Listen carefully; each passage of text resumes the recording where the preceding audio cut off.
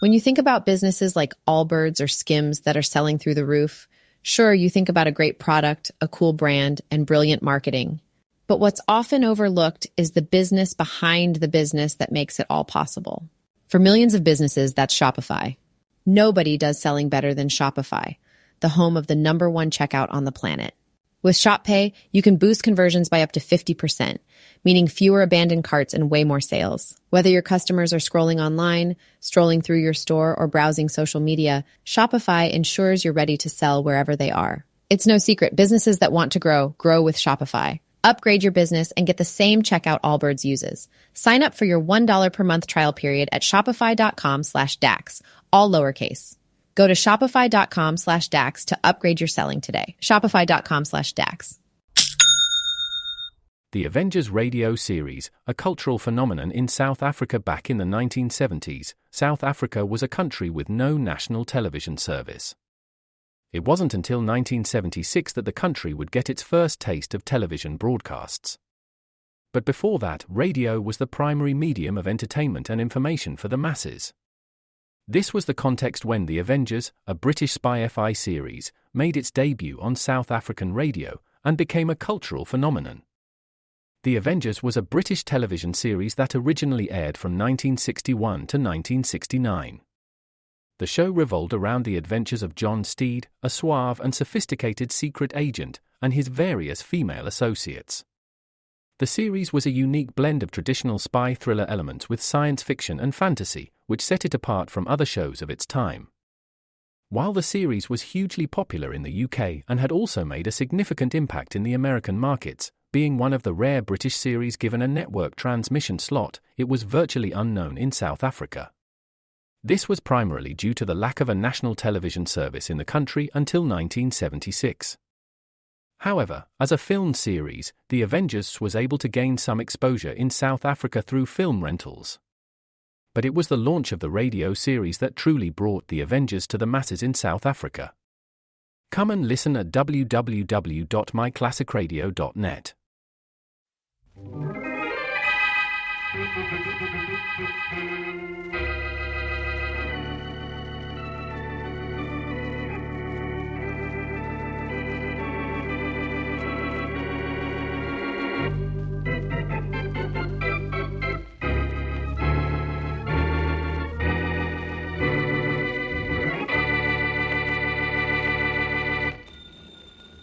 Wait a second, Joe. There's my phone. All right.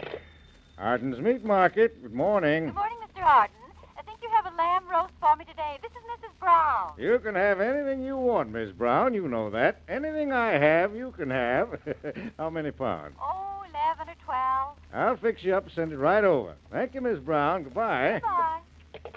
Well, Joe, I'm ready for you now. Good enough. Here, take the package, will you? Okay. Oh, Has the stuff I talked to you about on the phone. right. Kind of big, but we'll handle it. How's everything out at the farm? Oh, it's fine. Mom and Dad said to say hello. Tell them hello for me, too. Okay, thanks. Well, I'll see you tomorrow.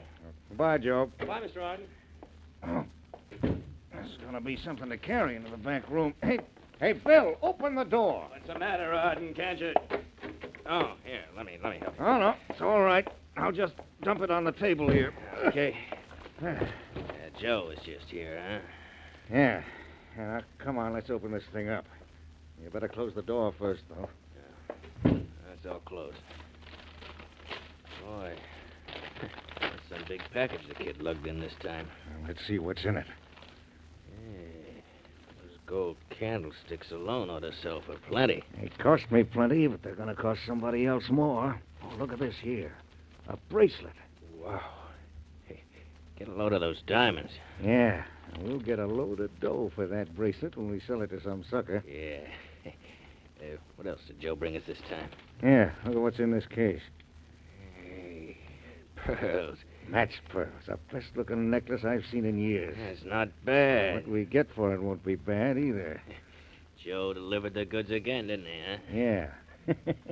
Smart boy, that Joe. Smart boy. We must remember to take care of him.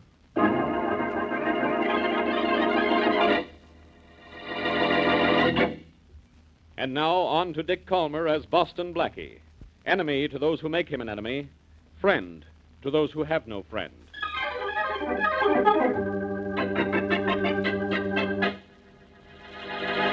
You can yell all you like about it, Sylvia, but I'm not going to see you for a while, and that's that. Oh, that's that, is it, Joe? Well, it's not that simple. You promised me I wouldn't have to run the filling station much longer.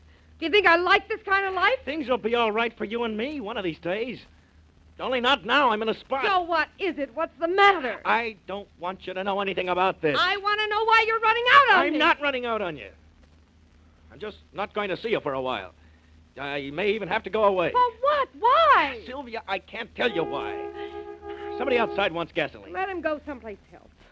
I want to know what you're trying to do. I've got to know. I can't tell you. Joe, listen to me.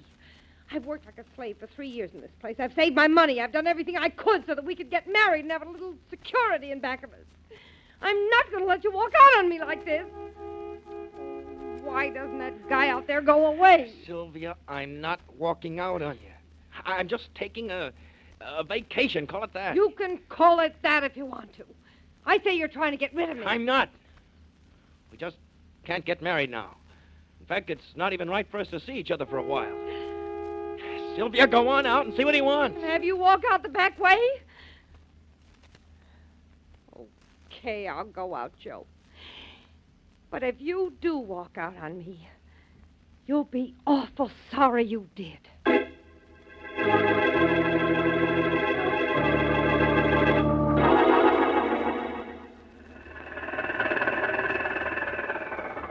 Well, here's 51 Sunset Parkway, Mother.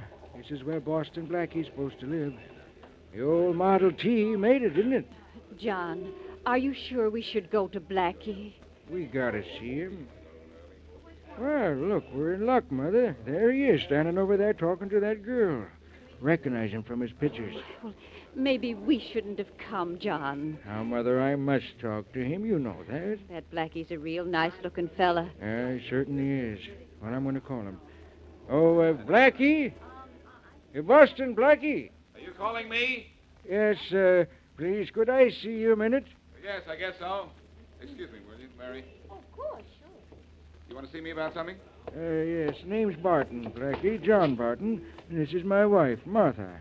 How do you do, Mr. Barton? Blackie, I need your help. Doing what, Mr. Barton? Buying a new car? Yours looks as if it was 20 years old. Well, darn there is, but it runs. Haven't seen a Model T outside a museum in 10 years. John, maybe we'd better not bother Blackie with this. We got her, Mother. Blackie, my son is missing. Your son is missing? How long?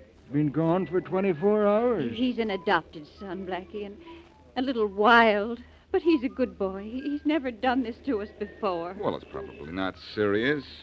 But even if it is, I'm not the one to see. You ought to go to the police. Oh, we're going to the police, all right, Blackie, but we wanted to come to you first. You see, we run a small motel, you know, tourist cabins, out on Highway 19, about 10 miles outside of town. I see. Joe, that's our boy, has certain duties around the place every evening, and he's never failed to show up for work until now. But what does your son look like? He's tall, slender, straight black hair, rather nice looking. He's pale, though. He suffers from asthma, something awful. He has to carry a bottle of pills around with him all the time. I don't know how that would help. Well, look, do you know of any reason why he might have, run away? Oh, he seemed perfectly contented at the tourist cabins. Might have been because of Sylvia, though. Who's Sylvia? His girl. She runs a filling station down the road from us. They had a terrible fight yesterday. Then yesterday afternoon, she got a phone call from some man who told her Joe was at the bus terminal buying a ticket. Well, that should make it obvious to you that he's run away. No, we don't think so. Joe couldn't ride on buses. He said it bothered his asthma. Blackie, you've got to do something for us. Well, I'll try. I'll do something for you, providing nobody's done anything to your son.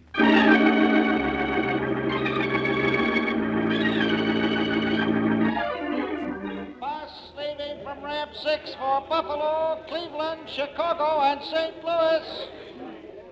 Well, Blackie, what else can I do for you? I don't know. You told me you didn't sell a bus ticket yesterday afternoon to anyone answering that description I just gave you. No, I didn't, sir. I'm sorry I can't help you. Oh, why don't you ask one of the other agents? He might have bought a ticket at some other window. I've asked at all the other windows. Well, if your man bought a ticket anywhere between noon and 9 in the evening, he bought it from one of us. Oh, thanks. Thanks a lot. Come on, Mary. All right. Come on, where? And what did we accomplish here? We learned a great deal. Either someone was fooling Joe's girl, Sylvia, when he phoned and said Joe was here buying a ticket, or Sylvia was fooling old man Barton. I know what that means. We're going out to see her. Uh-huh. We know the answer to who is Sylvia. Now let's see if we can find out what is she.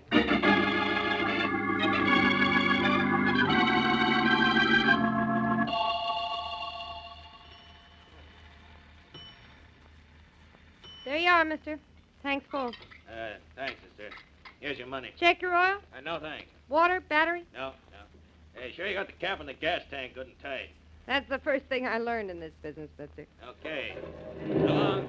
Call again. Okay, you're next. How many? Not too many. Too many questions, I mean. Is your name Sylvia?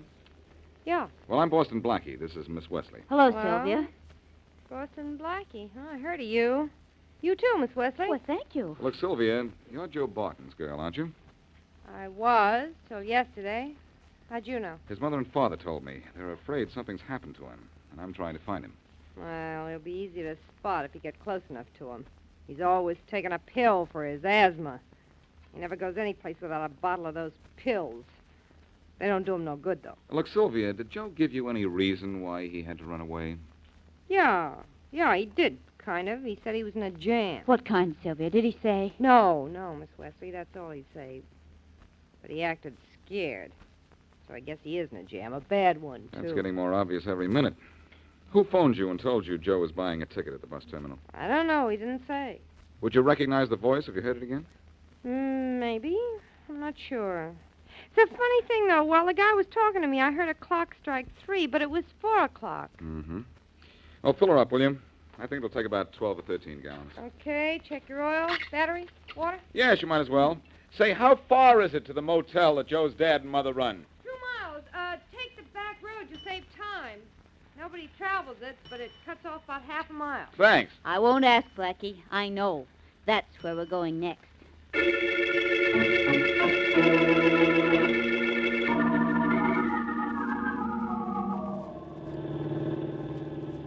We've gone a mile, Mary. We're just halfway there. It's a beautiful day for a drive in the country, isn't it? Yeah, perfect. We weren't looking for that. Oh, darn it, it's a blowout. Blackie, look out! I'm trying to. Oh, gee whiz. We just stopped in time, didn't we? Almost went off the road. Say, that was close. That was too close. I'm shaking. I'm burning. We ran over something back there on the road. That's what blew out the tire. Come on, let's see what it was. Okay, I think I heard the noise of whatever it was. It sounded like breaking glass to me. Yeah, I think it was, too. But it must have been a small piece of glass. I didn't see anything on the road. Where was it, you think? About here? No, a little farther back, I think. About there. Where all those little white things are. Oh, yep, I see broken glass, Blackie. Yeah. Yeah. Here's what did the damage.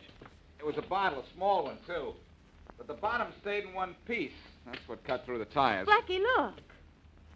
Look at these little white Huh? things on the road. You know what they are? They're pills. Pills? I don't know what kind, but they're pills, all right. Say, I'll say they are. And look what I found here. The label off the bottle. And look at the name on it. Joe Barton? Joe Barton. Well, that means he was down this road not so long ago either, or somebody else would have hit that bottle. Mary, unless I miss my guess, we're not far from Joe Barton right now. Look at the twigs on that bush by the side of the road. They're freshly broken. Part of the bush looks as if it was trampled down, Blackie. Or broken by a body being dragged through it. Oh, golly. Come on, let's have a look. I'm kind of afraid to. Well, I may be wrong. We might not find anything. Okay. Yeah. Something was dragged through here, all right. Look, that next bush is broken, too. Come on. I'll stay behind you if you don't mind. That's a good idea. Just in case. You mean in case of Joe Barton? I mean it. Uh-oh. Uh-oh. What? We found him. The case of the missing Joe Barton is closed, Mary. But the case of the murdered Joe Barton is open.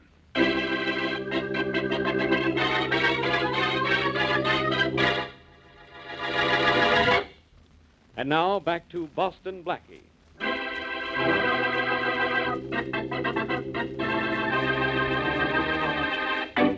Joe Barton brings a package to a butcher shop, but in the package are stolen jewels and silverware. Shortly after this, Joe tells his fiancée Sylvia that he's in a jam and won't see her for a while, then he disappears. Joe's parents come to Blackie and ask him to find their son. Stopped by a flat tire on the highway not far from the motel run by Joe's family, Blackie and Mary find Joe in a thicket off the road. He's dead. As we return to our story, Inspector Faraday of the Metropolitan Police is talking to the local chief of police. Now, look, Chief Fisher, I'm here because I've got an idea Joe Barton was killed in the city and his body hauled out here to be disposed of. Any idea who killed him? Nope, can't say as I do, Inspector Faraday. All right, have him under arrest and practically convicted right now. Yeah. Chief of police here, you know. Hmm. Better get off on the road. There's a car pulling up. I see it, thanks. Say, it's turning in here. Hello, Faraday. It's Boston Blackie. Blackie, what are you doing here? I'm not sure yet. Stay in the car, Mary. This won't take but a minute. All right. Hi, Chief Fisher. Hello, Blackie. Chief, any luck yet in finding out who killed Joe Barton? Not a bit of luck, Blackie. You stay out of this, Blackie. The chief told me you found the body. That's enough. I'll find the killer. Hey, look at this fellow coming down the road. What's he trying to do, get arrested? He's turning in this side road. He must know his way around here. Never seen his car before. He must Hey, be... look out. He's going to hit that mud puddle. Up out of the way! A fine time to tell me. Look at me. I'm covered with mud. What's the matter, Inspector? Don't you city folks ever get mud on you? Oh, say, did you see who was driving that car? It was Harold Walsh, a big-time operator in stolen jewelry. Huh? Are you sure? Yes, I got a good look at him, didn't you? Chief, what's down that back road? Anything particular? Only Arden's butcher shop. Wonder if Walsh would drive that fast just to get a steak. He might be just driving through town and taking this road as a shortcut. Yes, he might. But I've got a hunch he's going to that butcher shop. And that this is tied up in some way with Joe's murder. You know what they say about one man's meat being another man's poison.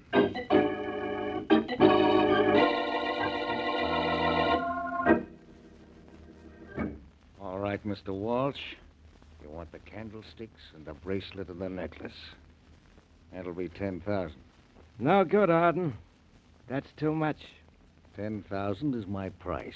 Look, I come a long way for this stuff. I intend taking it back with me. Pay my price or get out and don't get tough with...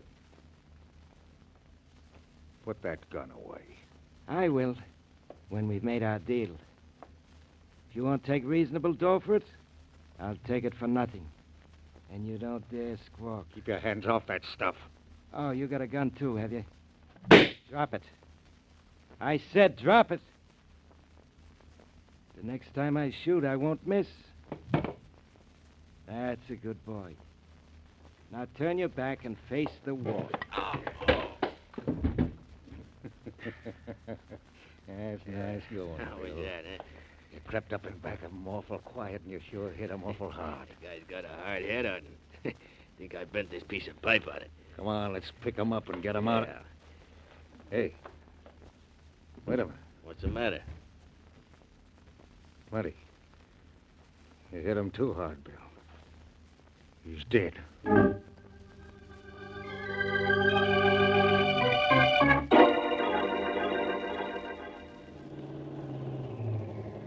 This is the Arden Butcher Shop, all right, Blackie. There's the sign says so. I see it, Mary, but look at the sign in the window there. It says the shop will be closed till 5. Oh, dear, and it's just a little after 4:30 now. Well, what'll we do, wait? No, that's nothing but a waste of time. Let's go back down the highway and see Mr. and Mrs. Barton. Well, what for? We've got nothing to tell them about their son's murderer. Maybe not, but maybe they've got something to tell us.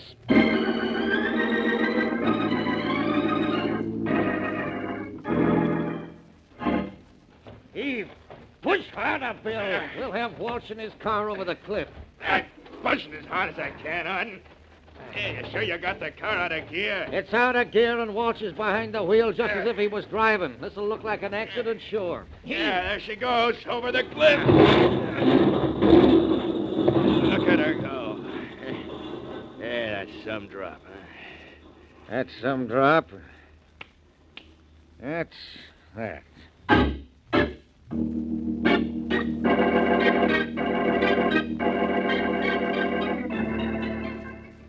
Well, Wesley have seen all around our tourist camp. It was kept a little better when Joe was around. How'd you like it? Nice place you have here, Barton. I like those little cabins under the pine trees best of all. Oh, they're everybody's favorite, Miss Wesley. Well, come on in the house, both of you. Mother and I are having milk and biscuits. Oh, Mother. Yes? We're having company. Oh, it's Blackie. Come right in. Thank you, Mrs. Barton. Mrs. Barton, Miss Wesley, and vice versa. Hello, Mrs. Barton. It's nice to know you. Go right in the living room and make yourselves comfortable. I'll fetch you some milk in just a minute. Milk right from a farm. That's supply and demand all in one place. I'm a homemade cookie fan myself. I hope you'll like... Oh, look who's coming across the yard. It's Mr. Fisher, the chief of police. And he looks excited, too. Hello, Looking for someone, Chief Fisher? Yes, Blackie, I saw your car out front. I got something to tell you. What? That fellow Walsh in the big car that splashed mud all over Inspector Faraday. He's had an accident. Where? On the curve by the cliff. Went clean over and dropped all the way down. Happened 15 minutes ago, about 4:45. Fellow heard the crash, called me. Walsh is dead. He never got to the butcher shop then, huh? Dunno, he might have. But he went over the cliff heading in this direction, wherever he was coming from. Well, it's only a guess, Fisher. And I think Walsh was heading for that butcher shop when he passed us before, and that's where I'm headed for right now.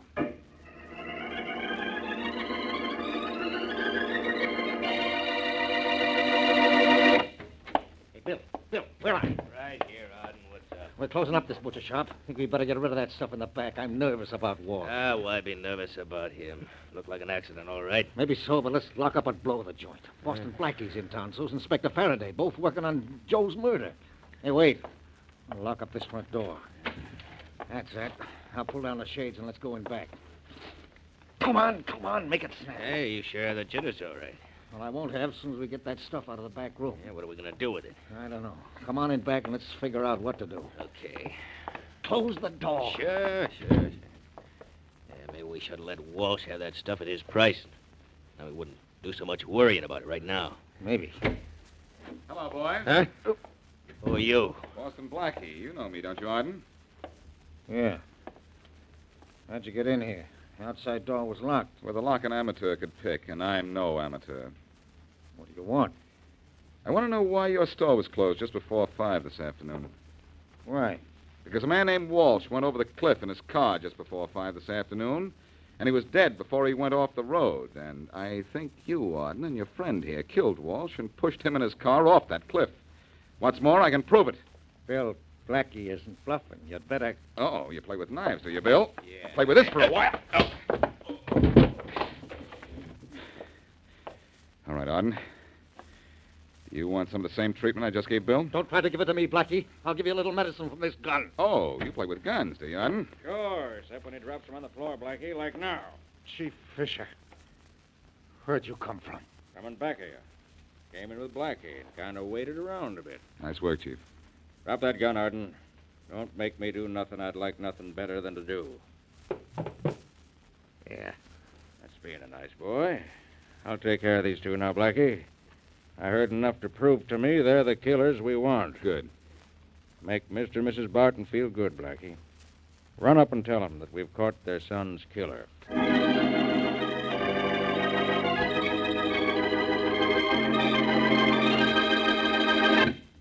Mother, Yeah? Blackie's found out who killed Joe. Oh. He and Miss Wesley are here to tell us all about it. I told you he'd find out, and he did. Oh, I'm glad. It doesn't bring Joe back to us, but I wanted his killer to be caught. Did you just find out, Blackie? I've known for just about an hour, Mrs. Barton. Chief Fisher and I caught the killers at 6 o'clock, which is just an hour ago. Who killed him, Blackie?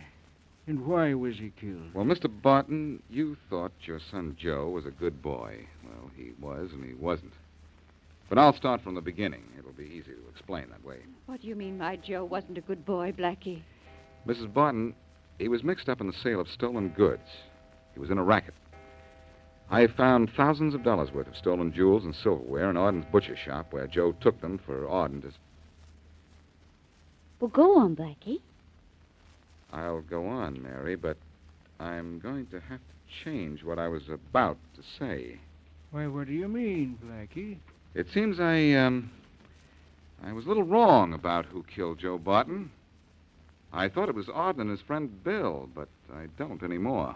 Then you don't know who killed my boy. I didn't say that, Mrs. Barton. I do know. You and your husband killed your son. That's no way to joke, Blackie. I'm not building any laughs, Mr. Barton. I'm building a murder case against you, and I guarantee I can make it stick. Mother? What's your price, Blackie? You know better than that, Mrs. Barton, or you should. And don't go for that gun, Mr. Barton. You know better than that, or you should. Yeah? Well, John! you do now anyway, Mr. Barton. My bullet just nicked your wrist, so stop Oh, whining. Blackie, you don't mean that Mr. and Mrs. Barton killed their son. No? I think I can. And they know I can prove it. We're still ready to make a deal. We've got a lot of money we took out of selling stolen stuff to Arden. Have you? Well, take my word for it, it won't do any good. Where you're going, you don't have a chance in the world of spending it.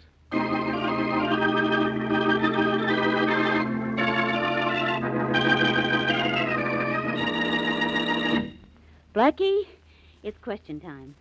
How did you know that Mr. and Mrs. Barton killed Joe Barton? Well, it was 7 o'clock when I was talking to the Bartons, and the clock struck 6. That means their clock was haywire. Oh? Sylvia received a phone call in regard to Joe's being at the bus station at 4 the previous day. She heard a clock strike 3. That means the call about Joe came from the motel. Okay? Okay. Why did Mr. Barton tell Sylvia that Joe was at the bus station? So Sylvia would give us a false lead and keep us away from the Barton motel as long as possible. I see. It was at the motel that the Bartons bought stolen goods. People with goods to sell took one of their cabins late at night, and the Bartons bought the stuff from them then. Satisfied? Satisfied. Why was Joe killed? Well, he finally found out he was hauling stolen goods to Arden's butcher shop, and he was going to the police. Now are you happy? Not completely. Why did Mr. and Mrs. Barton come to you for help? They wanted me to think them innocent in the event that Joe's friend Sylvia came to me for help. Now, is that the last question? That is all. Okay. You know, Mary, the bottle of pills we ran over in the road gave us a flat tire, but it also punctured a hole in what was almost a perfect crime.